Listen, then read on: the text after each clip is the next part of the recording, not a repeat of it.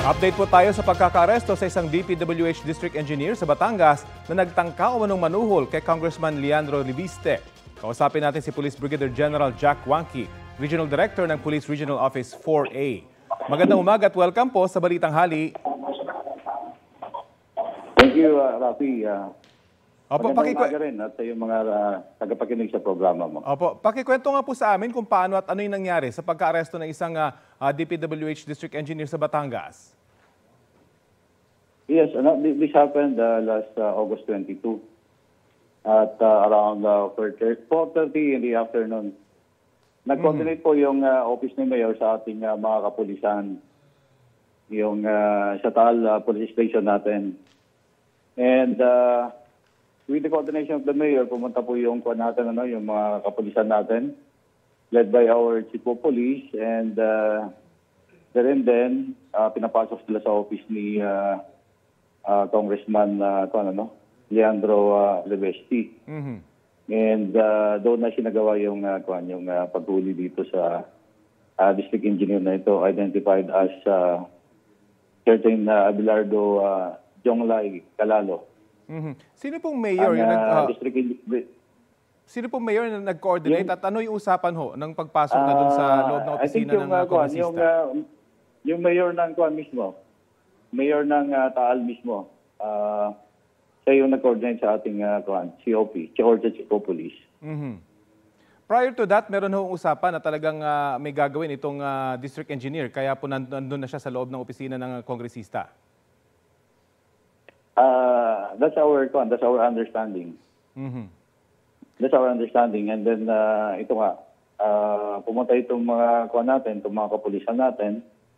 And there, sinabi na ni Congressman about what happened at we put the district engineer into arrest. Ano po reaksyon ng district engineer nung maisiwalat na ito ay isang entrapment operation? Well, I was not in the area, no? But ito lang yung nare-receive lang natin na report ang pwede nating masagot po.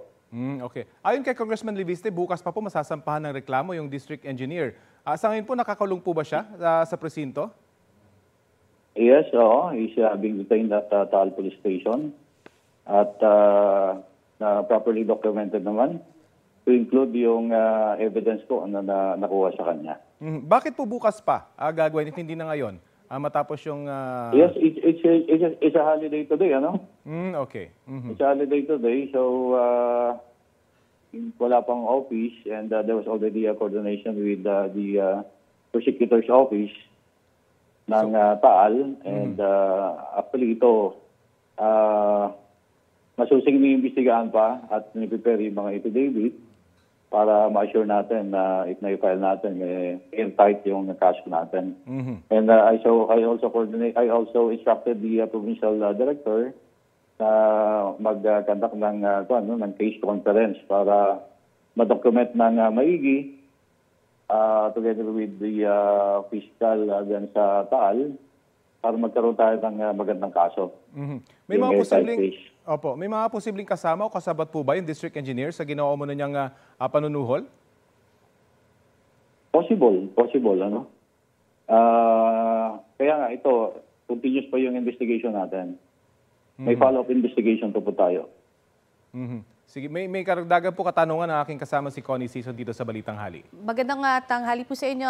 Ito nga ho yung isa sa mga parang gusto lang namin malinawan. Saan ho nangyari yung sinasabi ni Representative Leviste na panunuhol sa kanya? Ito ho ba ay over the phone? Nandun ho ba siya noong mga panahon po na hinuli po itong district engineer? The report that came into my office, it appears na doon mismo sa office ni Congressman Leviste po nangyari yung pag-aresto. At doon pinatawag yung ating mga kapulisan.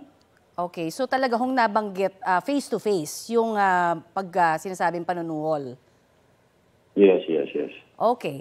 At yung panghuli na lamang po, nasa inyo pa rin ho yung sinasabing 3.6 million ho ba na cash na nakuha kay District Engineer Calalo?